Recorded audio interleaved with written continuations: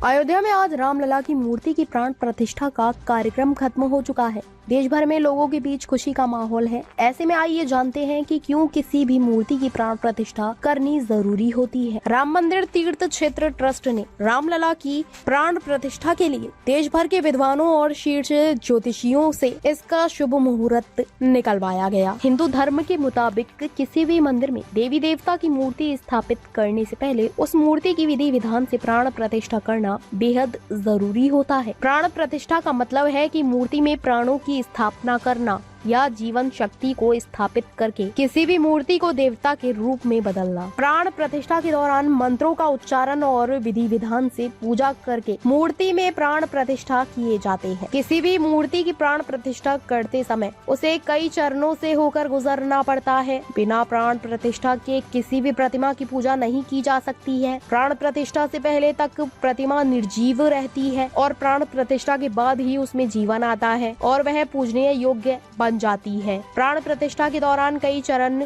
होते हैं जिसे आदिवास कहा जाता है। आदिवास वह प्रक्रिया है जिसमें मूर्ति को विभिन्न चीजों में डुबाया जाता है। इस प्रक्रिया के तहत मूर्ति को पहले पानी में रखा जाता है, फिर मूर्ति को अनाज में रखा जाता है, इसके बाद मूर्ति को फलों में रखा जाता है और फिर इस औषधि केसर और घी में रखा जाता है। इस प्रक्रिया के बाद मूर्ति को विधि विधान के साथ अलग अलग स्नान कराया जाता है। इस दौरान कई तरह के मंत्रों का उच्चारण करके भगवान को जगाया जाता है। इसके बाद प्राण प्रतिष्ठा की पूजा की शुरुआत की जाती है। इस दौरान भगवान को नए वस्त्र पहनाए जाते हैं और उनका श्रृंगार किया जाता है। प्राण प्रतिष्ठा के बाद मूर्ति को आईना दिखाया जाता है। माना जाता है कि भगवान के आंखों में इतना तेज होता है कि उसका तेज भगवान खुद ही सहन कर सकते हैं। अंत में आरती अर्चना कर लोगों को प्रसाद वितरित किया जाता है।